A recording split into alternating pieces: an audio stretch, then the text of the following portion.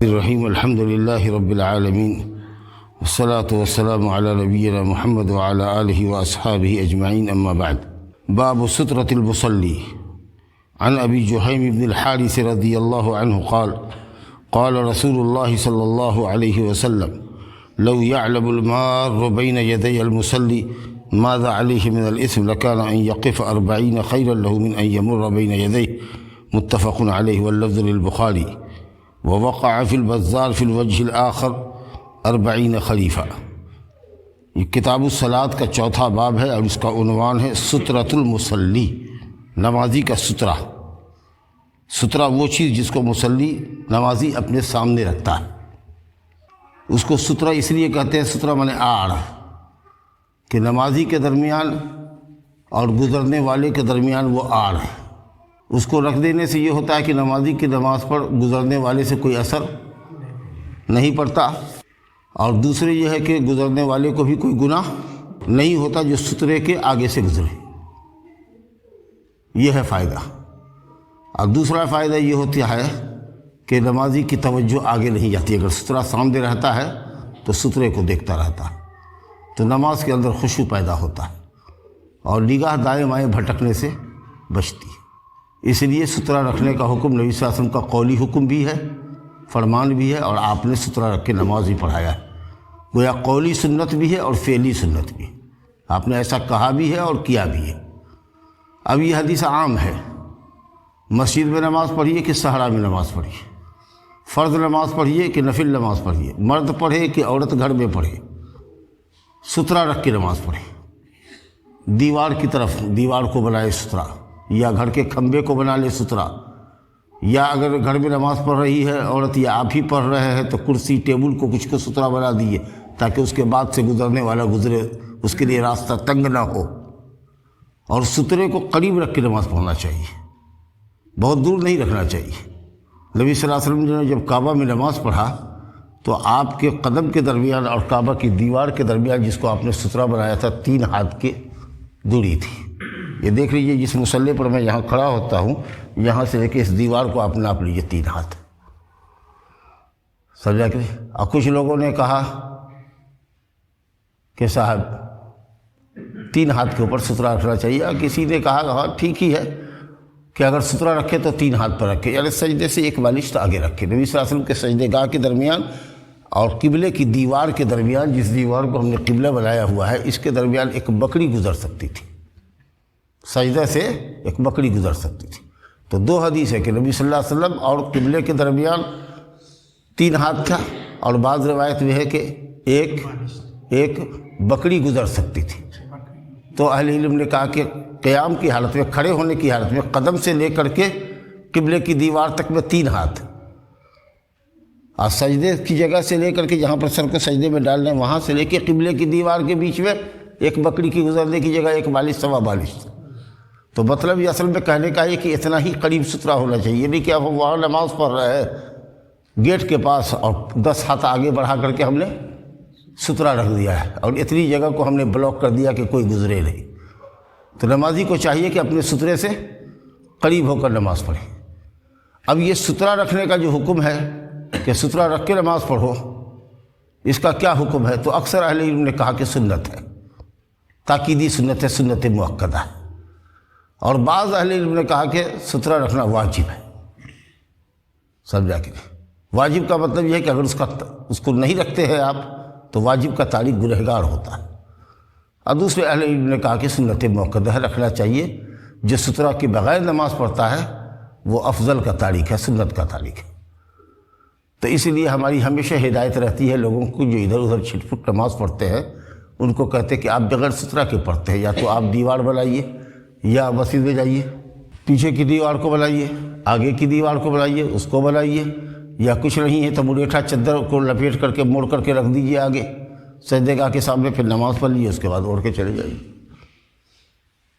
کیونکہ بعض علماء نے کہا کہ واجب ہے، اگرچہ جمہور کا قول یہ ہے کہ یہ سنت مؤکدہ ہے، افضل کا تاریخ ہے آدمی، چاہے فرض نماز ہو کہ سنت نماز ہو۔ تو اس لیے سترے پر دھیان دیجیے آپ لوگ۔ اور جو لوگ کہتے ہیں کہ واجب ہے، وہ کہتے ہیں کہ نبی صلی اللہ علیہ وسلم کا فرمان ہے کہ سترہ رکھ کے پڑھو، اور قولی حدیث فعلی حدیث پر مقدم ہے، کیونکہ جو لوگ کہتے ہیں کہ سترہ رکھنا سنت ہے، وہ کہتے ہیں کہ نبی صلی اللہ علیہ وسلم نے کبھی بغیر سترے کے بھی نماز پڑھا ہے۔ تو یہ جو حکم ہے کہ سترہ رکھ کے نماز پڑھو، اس وجوب کو استحباب کی طرف پھیرنے کے لیے نبی صلی اللہ علیہ وسلم کا عمل ہے۔ گویا کہ جمہور کہتے ہیں کہ سنت ہے سترہ رکھنا، اور بعض علماء کہتے ہیں کہ واجب ہے، لیکن سترہ کی اہمیت مسلم ہے۔ اب دیکھیے اس حدیث میں کہتے ہیں، ابو جہیم بن حارث رضی اللہ عنہ سے روایت ہے، وہ کہتے ہیں کہ رسول اللہ صلی اللہ علیہ وسلم نے فرمایا، اگر گزرنے والا نمازی کے آگے سے گزرنے والا اس بات کو جان لے، نمازی کے آگے سے گزرنے والا اگر اس بات کو جان لے کہ اس پر کیا گناہ ہے، کیا سزا ہے، کیا وبال ہے اللہ کی طرف سے، گزرنے پر کیا گناہ ہے، لکان ان یقف 40، تو بہتر ہے اس کے لیے کہ وہ 40 کھڑا رہے اس کے مقابلے میں کہ اس کے سامنے سے گزرے۔ اب یہ 40 کھڑا رہے کیا مطلب؟ بخاری اور مسلم کے الفاظ میں 40 دن، 40 گھنٹہ، 40 منٹ، 40 سال نہیں ہے ذکر، صرف یہ ہے کہ 40 کھڑا رہے۔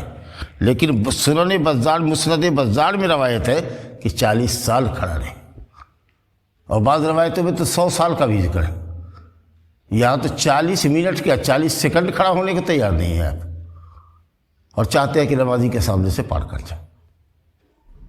سمجھ رہے ہیں؟ اب کتنا آگے سے پار کر سکتے ہیں، یہ ایک بڑا مسئلہ ہے، لوگ پوچھتے رہتے ہیں۔ تو اگر سترہ رکھ کر کے نماز پڑھ رہا ہے تو نمازی اور اس کے سترے کے بیچ سے تو بالکل نہ گزر، یہ حدیث آئے گی، اور گزرے تو اس کو روکیے۔ لیکن اگر بغیر سترے کے نماز پڑھ رہا ہے تو بہتر یہ ہے کہ 3 ہاتھ چھوڑ کر کے آگے سے گزر جائیے، جہاں سے وہ کھڑا ہوا ہے وہاں سے 3 ہاتھ، سجدہ گاہ سے 3 ہاتھ نہیں، کیونکہ نبی صلی اللہ علیہ وسلم کی جگہ، کھڑے ہونے کی جگہ اور قبلے کی دیوار کے درمیان دوری کتنی تھی؟ 3 ہاتھ کی۔ تو 3 ہاتھ چھوڑ کر کے جہاں سے وہ کھڑا ہوا ہے وہاں سے 3 ہاتھ کی دوری چھوڑ کے آگے سے آپ گزر جائیے۔ آگے سے گزرنے کا مطلب پوچھتے ہیں مصلی کے آگے سے گزرنے کا مطلب کہ اتر سے دکن آنا یا دکن سے اتر جانا، یہی نہ ہوگا آگے سے گزرنا۔ تو 3 ہاتھ چھوڑ کے گزر جائیے، انشاءاللہ گناہ نہیں ہوگا، کیونکہ وہ بغیر سترے کی نماز پڑھ رہا ہے۔ اور اگر سترہ کی رکھ کے نماز پڑھ رہا ہے تو سترہ بھی سجدے سے ایک بالشت ہی آگے اس کو بڑھا کے رکھنا چاہیے، زیادہ دور نہیں رکھنا چاہیے۔ لیکن اگر سترہ رکھے ہوا ہے تو اس کے درمیان سے مت گزریے، کیونکہ یہ گناہ اس کے اوپر ہے جو سترہ اور نمازی کے درمیان سے گزرے۔ اگر بغیر سترے کے ہے تو 3 ہاتھ چھوڑ کر کے آپ آگے سے گزر سکتے ہیں انشاءاللہ تعالی۔ یہ بڑا امپورٹنٹ مسئلہ ہے کہ کتنی دور سے ہم گزر سکتے ہیں۔ بہرحال اس سے یہ معلوم ہوا کہ گزرنا سجدہ گاہ سے، نمازی کے اور اس کے سجدہ گاہ کے درمیان سے گزرنا، 3 ہاتھ کے اندر سے گزرنا اتنا بڑا گناہ ہے کہ کہا گیا کہ 40 سال ٹھہرے، یہ بہتر ہے اس کے لیے اس بات سے کہ نمازی کے آگے سے وہ گزرے۔ آپ اس سے اس کی سنگینی کا اندازہ لگائیے۔ دوسرا فائدہ یہ بھی ہے کہ یہاں تو مسجد میں نہیں لیکن باہر ایسا ہو سکتا ہے کہ اگر آپ نماز پڑھ رہے ہیں بغیر سترے کے تو حدیث آئے گی، حدیث کہ اگر کالا کتا گزر گیا آپ کے آگے سے اور گدھا گزر گیا اور بالغ عورت گزر گئی تو نماز باطل ہو جائے گی، پھر سے نماز آپ کو پلٹانا پڑے گا۔ تو یہ بھی فائدہ ہے۔ کھیت وغیرہ میں اگر نماز پڑھتے ہیں تو رکھ دیجئے، کھدالی رکھ دیجئے، کچھو ہے بیلچا رکھ دیجئے، تگاڑی رکھ دیجئے، کھاد چھینٹنے کے لیے جو دیگچی لے جاتے ہیں اس کو رکھ دیجئے، پھر نماز پڑھیے، اس کے آگے سے گزرے گا کوئی فرق نہیں پڑتا۔ اور انشاءاللہ جیسا کہ میں نے عرض کیا کہ 3 ہاتھ کی دوری ہے تو 3 ہاتھ کی دوری سے اگر گزرتا ہے تو بھی فرق نہیں پڑے گا آپ کی نماز پر۔ لیکن اگر 3 ہاتھ کے اندر سے گزر جائے گا یا سترہ رکھے ہوئے ہیں آپ کے اور سترے کے درمیان سے گدھا، کالا کتا اور عورت، بالغ عورت اگر گزر جائے گی تو نماز آپ کی باطل ہو جائے گی۔ تو سترہ رکھنے کا یہ سب فائدہ ہے کہ نگاہ بھی آگے پیچھے نہیں بھاگے گی، دوڑے گی، خشوع خضوع بھی نماز کے اندر ہوگا، آپ کی نماز بھی محفوظ رہے گی، آپ کی نماز کے باطل ہونے کا سوال نہیں پیدا ہوتا ہے۔ اب گزرنے والے کے لیے بھی آپ نے راستہ تنگ نہیں کیا ہوا ہے، وہ چاہے تو آگے سے گزر سکتا ہے، یہ بڑا فائدہ ہوتا ہے، سمجھا کہ نہیں۔ اب دیکھیے سترہ کس چیز کو بنانا چاہیے؟ کوئی ایسی چیز رکھیے جو کھڑی ہو کہ دیکھنے والے کو نظر آئے کہ کوئی چیز رکھے ہوا ہے، سمجھا؟ دور سے دیکھنے والے کو نظر میں آئے کہ اس کے سامنے کوئی چیز کھڑی ہوئی ہے، گڑی ہوئی ہے۔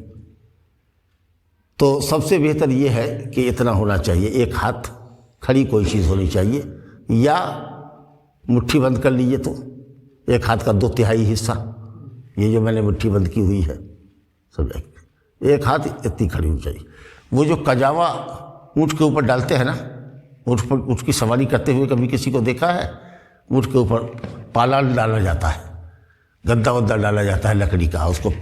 اس کے پیٹ سے لگا کر کے باندھ دیا جاتا ہے، کیونکہ مسافر اس پر کیسے چڑھے گا، تو کبڑا پیٹھ، اس کی کبڑی پیٹھ ہوتی ہے، تو اس کے اوپر خوب اچھا سا گدا رکھا جاتا ہے، لکڑی رکھی جاتی ہے، اس کے اوپر گدا رکھا جاتا ہے، اس کو نیچے پیٹ سے لگا کے اس کو بہت مضبوط طریقے سے باندھ دیا جاتا ہے، سب کھانے پینے کے سامان اس پر لاد دیے جاتے ہیں، اور آدمی مسافر اس کے اوپر ایک آدمی یا 2 آدمی بیٹھتا ہے، اب پیچھے ٹیک لگانے کے لیے کہ الٹے گا نہیں، لکڑی ایک لگا دیتا ہے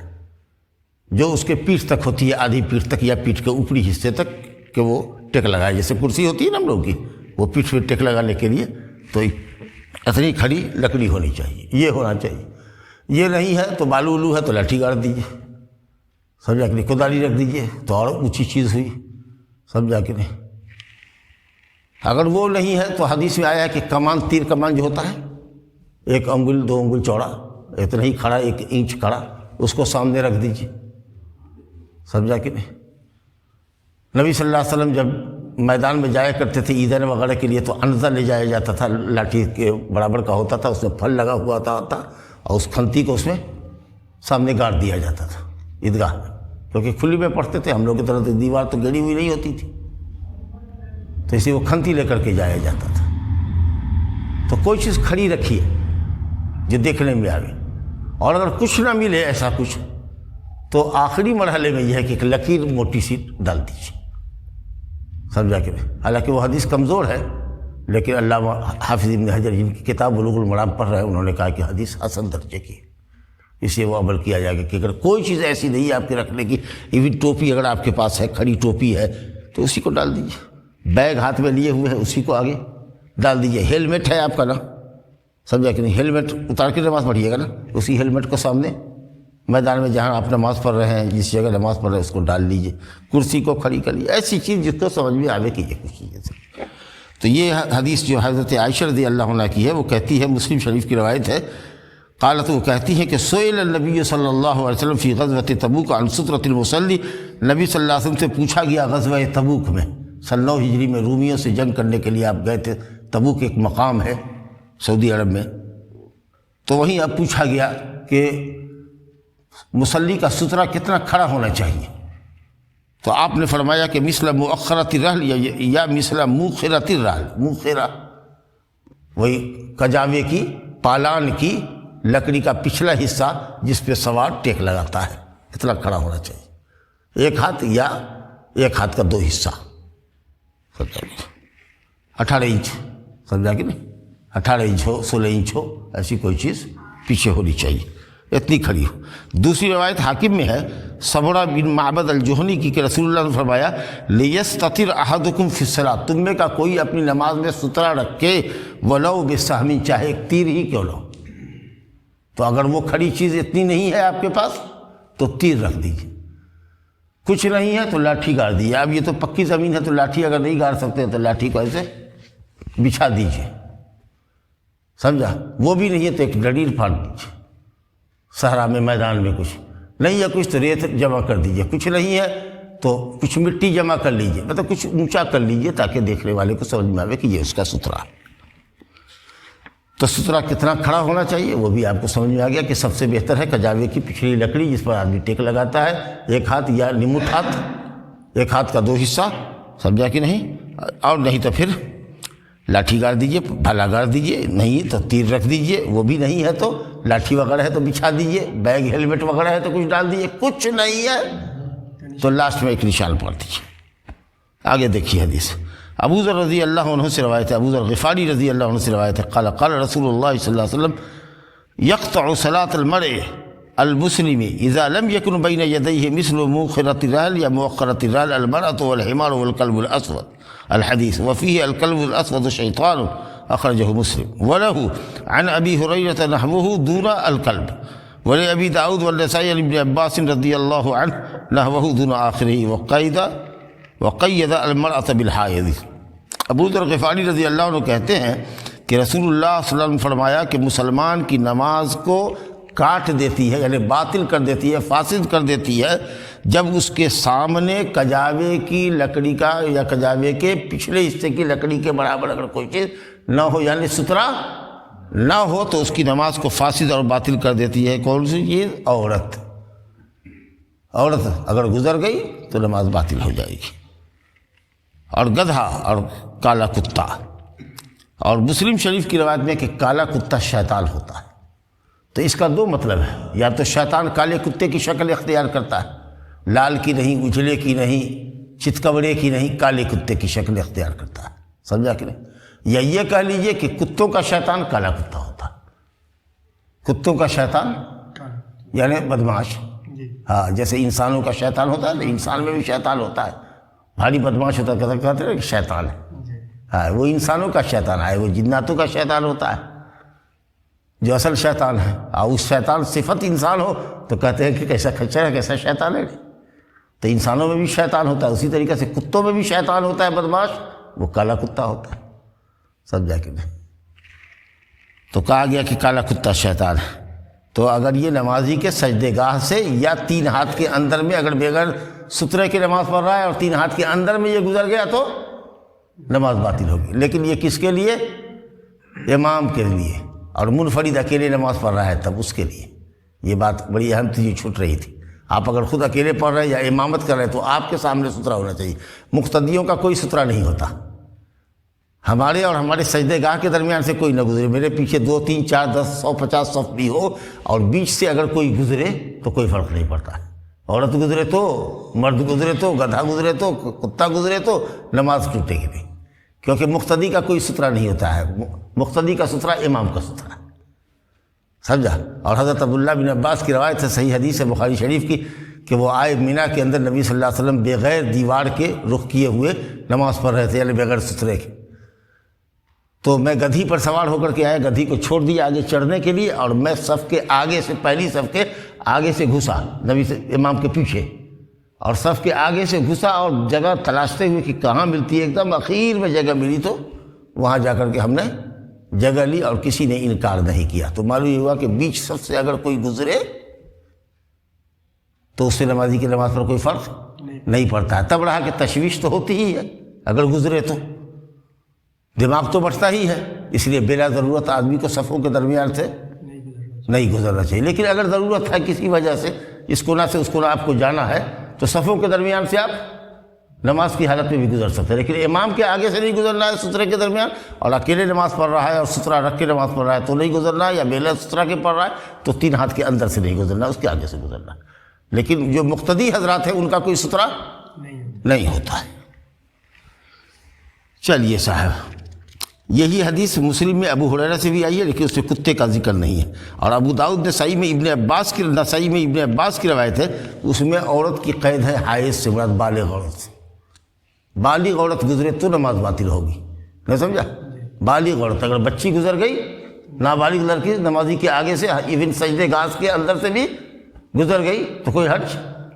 نہیں، لیکن بالغ عورت۔ اب اگر کوئی یہ کہے گا کہ اماں عائشہ لیٹی رہتی تھی نبی صلی اللہ علیہ وسلم کے آگے جنازے کے طریقے سے، جیسے جنازہ رہتا ہے اور نبی صلی اللہ علیہ وسلم نماز پڑھتے رہتے تھے، تو اس حدیث سے اعتراض کیا ہے خود اماں عائشہ نبی کی، کیسے تم لوگ کہتے ہو کہ عورت کے گزرنے سے نماز ٹوٹ جائے گی، باطل ہو جائے گی، جبکہ میں تو خود نبی صلی اللہ علیہ وسلم کے تہجد میں بستر پر رہتی تھی اور آپ نماز پڑھتے تھے، اور اندھیرے میں میرا پاؤں آپ کے سجدے گاہ پر چلا جاتا تھا، تو جب سجدے میں جاتے تھے تو میرے پاؤں میں کھچر مارتے تھے تو میں پیر سمیٹ لیتی تھی۔ تو کہیے گا کہ اس حدیث سے کوئی اعتراض نہیں پڑتا، ہماری گفتگو ہے، حدیث کی گفتگو ہے گزرنے سے، لیٹنے سے نہیں۔ لیٹا ہوا آدمی پرسکون ہوتا ہے، بیٹھا ہوا آدمی ہے، سویا ہوا آدمی، گزرنا، سمجھا کہ نہیں؟ گزرنے میں ہو سکتا ہے کہ اس کی توجہ، اور خاص کہ جب اجنبی عورت ہو تو کھنچ جاتی ہے، کیونکہ چال میں جب عورت چلتی ہے تو حرکت آتی ہے اس کے بدن میں، اور یہاں تو لیٹی پڑی، چادر اوڑھ کر لیٹی ہوئی۔ تو اس لیے اماں عائشہ بھی اس بات سے بڑی چڑھتی تھی کہ کیا تم لوگ یہ حدیث بیان کرتے ہو اور عورت کے گزرنے سے نماز کو باطل کر دیتے ہو، تم لوگوں نے ہم کو گدھے اور کتے سے تشبیہ دے دیا۔ ہرگز نہیں، ہرگز نہیں، تشبیہ یہ اس بات کی نہیں ہے کہ آپ کے مقام اور مرتبے کو گھٹایا جا رہا ہے، بلکہ یہ کہا جا رہا ہے کہ عورت کے گزرنے سے نماز باطل ہوگی، سمجھا کہ نہیں؟ یہ گزرنا ہے، لیٹنا نہیں ہے. آپ کی حالت لیٹنے کی تھی، گزرنے کی نہیں تھی، اس لیے اس حدیث سے اعتراض نہیں ہے. اور دیکھیے ایک حدیث اور دیکھ لیجیے. کہتے ہیں ابو سعید خدری رضی اللہ عنہ سے روایت ہے، وہ کہتے ہیں رسول اللہ نے فرمایا اذا صلی احدکم الی شیء یسترہ من الناس فاراد احد ان یجتاز بین یدیہ فلیدفعہ فإن ابى فلیقاتلہ فإنما هو الشیطان متفق علیہ وفی روایت فإن معه القرین. یہ بھی بخاری مسلم کی روایت ہے. ابو سعید خدری رضی اللہ عنہ سے روایت ہے، کہتے ہیں کہ رسول اللہ نے فرمایا جب تم میں کا کوئی شخص سترہ رکھ کے نماز پڑھے، اذا صلی احدکم جب پڑھے تم میں کا کوئی نماز، الی شیء کسی چیز کی طرف جو اس کو لوگوں سے آڑ دلاتی ہو. اس سے بھی بعض علماء نے کہا کہ جب تم میں کا کوئی پڑھے سترہ رکھ کے، اس کا مطلب یہ ہے کہ سترہ بغیر رکھے ہوئے بھی نماز پڑھی جا سکتی ہے. تو اس لیے کہا سنت جو لوگ کہتے ہیں سترہ رکھنا ہے، ان کی دلیل یہاں بھی ملتی ہے کہ جب تم میں کا کوئی نماز پڑھے سترہ رکھ کر کے، اس کا مطلب یہ کہ بغیر سترے کے بھی نماز ہو جاتی ہے، واجب نہیں ہے. پھر سترہ رکھ کے نماز پڑھنے والا اگر نماز پڑھ رہا ہے اور نمازی اور اس کے سترے کے درمیان سے کوئی گزرنے کی کوشش کرے تو اس کو روکو. اگر کوئی پار کرنا چاہے تمہارے سامنے سے تو اس کو دھکا دو، روکو. پھر دوبارہ لوٹے تو اس کو اور زور سے دھکا دو. اور تیسری مرتبہ بھی کوشش کرے لوٹنے کی، پھر وہ چاہتا ہے پار کرے اسی راستے سے، تو کہا فلیقاتل ہو، اس سے جنگ کرو، لڑائی کرو، مارا پیٹی کرو. لیکن مارا پیٹی کا مطلب کیا ہے؟ پوری شدت سے پوری طاقت سے دھکا دو، کیونکہ وہ شیطان ہے جو تمہاری نماز کو خراب کر رہا ہے. اگر بھلا مانوس ہوتا، شریف آدمی ہوتا تو دیکھ رہا ہے کہ ایک آدمی نماز پڑھ رہا ہے، ہاتھ بڑھا کر کے ایسے وہ روک رہا ہے، وہ رک جاتا. لیکن پھر دوبارہ وہ کوشش کر رہا ہے کہ گزرنے ہی پر اس کو اصرار ہے. تو اس کا مطلب ہے کہ یا تو انسانوں کا شیطان ہے وہ بدماش ہے، اس کو روکو، مارو کلیجے میں اس کو دھکا زور سے کہ پیچھے گرے، سمجھا کہ نہیں. اور اس کے بعد اگر رک جاتا ہے تو ٹھیک ہے، یا نہیں تو پھر شیطان ہوگا جو انسانی شکل میں آ کر کے تمہاری نماز کو خراب کر رہا ہے، سمجھا کہ نہیں. ایک نوجوان کو ایسے ہی ابو سعید خدری نے زور سے دھکا مارا کہ اس کے سینے میں چوٹ لگا، گیا گورنر کے پاس مدینہ میں شکایت کرنے کے لیے. گورنر صاحب کے یہاں ابو سعید بھی گئے، کہا کہ کیا یہ بھتیجا آپ کا آیا ہے آپ کے خلاف شکایت کرنے کے لیے؟ کہ شیطان ہے، اس کو 2 مرتبہ روکا، ہم نے نہیں روکا، تیسری مرتبہ میں ہم نے زور سے دھکا دیا، گرا ہڑبڑا کر کے. اور نبی صلی اللہ علیہ وسلم کی یہ حدیث سنا دی کہ انہوں نے فرمایا کہ جب کوئی گزرنے کی کوشش کرے تمہارے اور تمہارے سترے کے درمیان سے تو اس کو روکو، اور اگر نہ رکے تو اس سے جنگ کرو. لیکن یہ کیوں روکنے کا حکم ہو رہا ہے؟ تاکہ آپ کی نماز درست رہے، ٹھیک ہے. لیکن مان لیجئے کہ ایک موو ہے، 150 آدمی کا قافلہ ہے، ایک کو روکا، پھر دوسرا آیا، تیسرا آیا، چوتھا آیا، سب بھاگتا ہوا جا رہا ہے، کوئی رکنے کو تیار نہیں ہے. حرم شریف میں ایسا ہوتا ہے، حج کے ایام میں بڑی بھیڑ بھاڑ رہتی ہے، ویسے ہی بھی سال بھر ایسی کیفیت رہتی ہے. تو اب آپ مستقل کھڑے ہیں لوگوں کو روکنے ہی کے لیے اور حرکت کر رہے ہیں، یا دھیگا مشتی کر رہے ہیں، یا دھکا مکی کر رہے ہیں، تو نتیجہ یہ ہوا کہ صاحب آپ اپنی نماز کو درست کرنے کے لیے گزرنے والے کو روک رہے تھے. اب اتنا زیادہ لوگ گزر رہے ہیں کہ اب اتنی حرکتیں آپ سے ہو رہی ہیں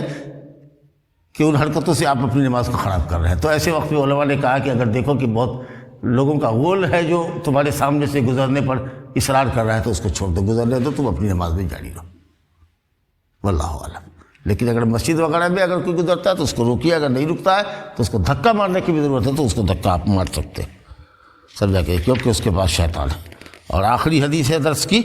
جو پہلے بھی آپ پڑھ چکے ہیں، ابو ہریرہ رضی اللہ عنہ سے روایت ہے، نبی صلی اللہ علیہ وسلم نے فرمایا اذا صلی احدکم، مانا اس کا پہلے بھی بتا دیا کہ جب تم میں کا کوئی نماز پڑھے تو اپنے سامنے کچھ رکھ لے، فلیجعل تلقاء وجہہ شیئا، اپنے چہرے کے سامنے کوئی چیز رکھ لے، یعنی سترہ. اگر کچھ نہ پاوے تو لاٹھی کھڑی کر دے، اور لاٹھی اگر کھڑی کرنے کی صلاحیت نہ ہو، پکی زمین ہو، ممکن نہ ہو لاٹھی کھڑا کرنا، تو ہم نے بتایا نا آپ کو کہ لاٹھی کو بچھا کے رکھ دیجئے، گرا کے رکھ دیجئے.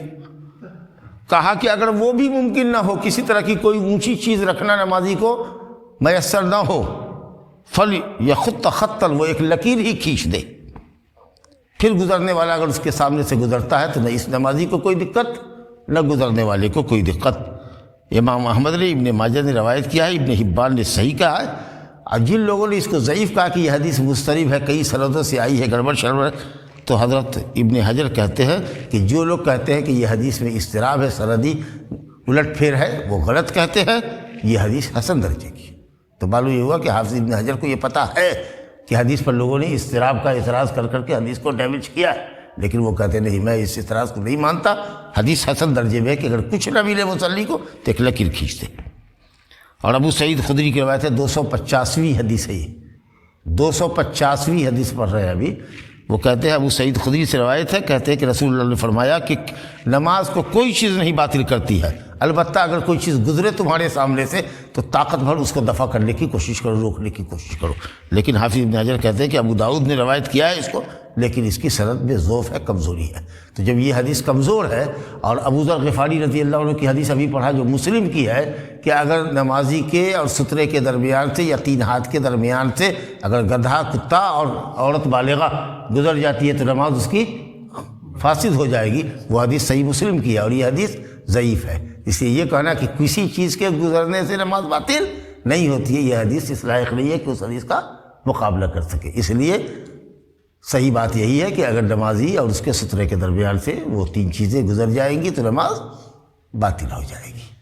ھذا وباللہ التوفیق، وصلی اللہ علی نبینا محمد وآلہ وصحبہ اجمعین۔